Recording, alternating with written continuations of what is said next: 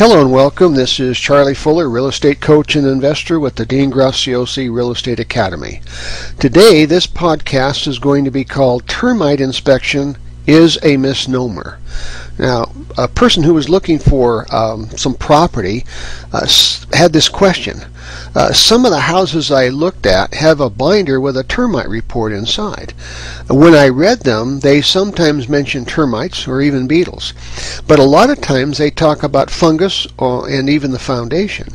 It's kind of strange for the termite inspector to look at the foundation, isn't it? And the answer is the termite report, or might call pest report, really is a misnomer. In many states, the termite report's formal title is the Wood Destroying Organism Report. Quite a mouthful. And that's why people typically refer to it as the termite report.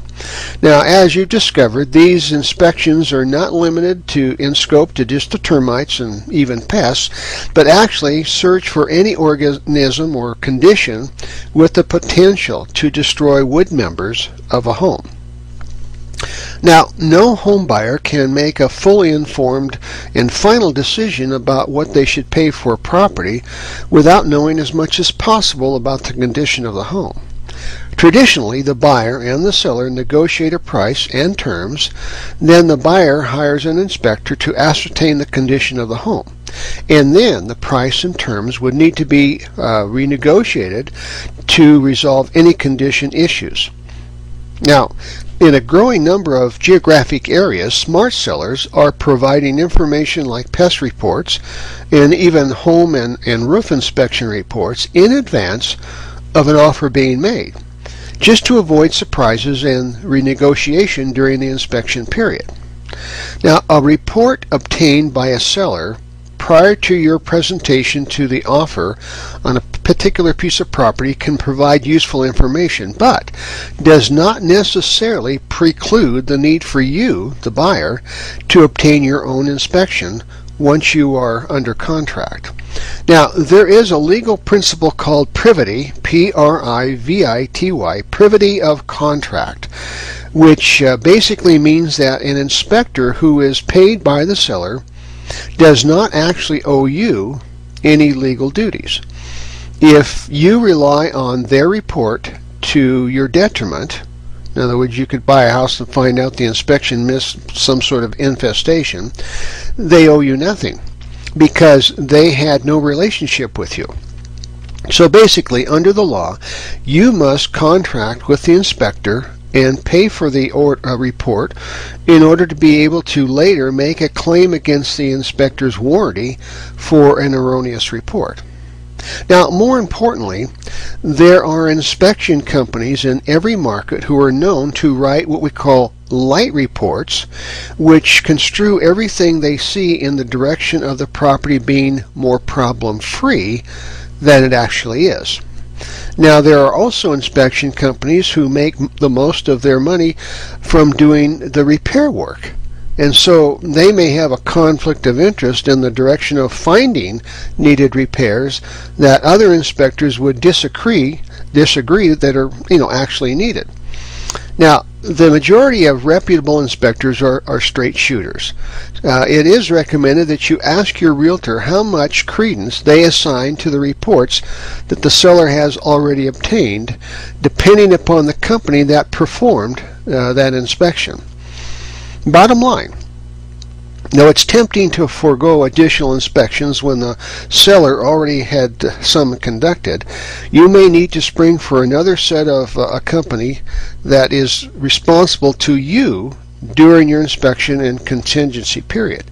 Now, on occasion, if the seller has used an inspector I strongly trust, in other words, if this is the realtor strongly trusts them, and maybe you do from some referral, then it's advised that you might pay that same inspector just to come out and do a site visit and walk through the report, pointing out all of the findings in person. Now, many companies will do this and create a legal relationship with the buyer for the buyer's protection without charging the full inspection fee. Now, wood-destroying organisms, and we're going to refer to that as WDO, wood-destroying organisms inspections cover all sorts of things that are not intuitive but are involved in the destruction or decay of wood, including, but not limited to, mold, fungus, plumbing and roof leaks, dry rot, foundation, drainage, and grading issues, and finally the wood destroying pests. So when you get serious about a property that has a WDO report available for your view, here are 4 things we recommend you do. First, note the date, the scope, and any exclusions listed in the report. The seller may or may not have had, say, the fence, outbuildings, or the deck inspected, and you need to know how thorough the inspection was to start to get an understanding of how seriously you should take that report. Number 2, note whether any of the work recommended has already been done. Now, several times buyers look at the dollar amount of the repair bid on a WDO report and flip all the way out. On further review of the disclosure package, the seller have actually already completed most or say all of the recommended repairs, and we're actually trying to use this fact as a selling point. The third point, note the inspection company. Again, ask your realtor if they are familiar with the company who performed the inspection, and if so, whether the inspector has any notorious leanings or, say, a reputation for fairness. And lastly, number 4, show up to your own inspection and ask questions. Once you are under contract, attend your inspections in person. Ask the inspector to show you any problem areas on the building. Take the report that the seller had obtained and ask your inspector to compare and contrast. Now, sometimes your inspector may be tipped to something he didn't see, or sometimes you're going to learn that the original inspector missed some things. So I hope this has been helpful. Until next time, this is Charlie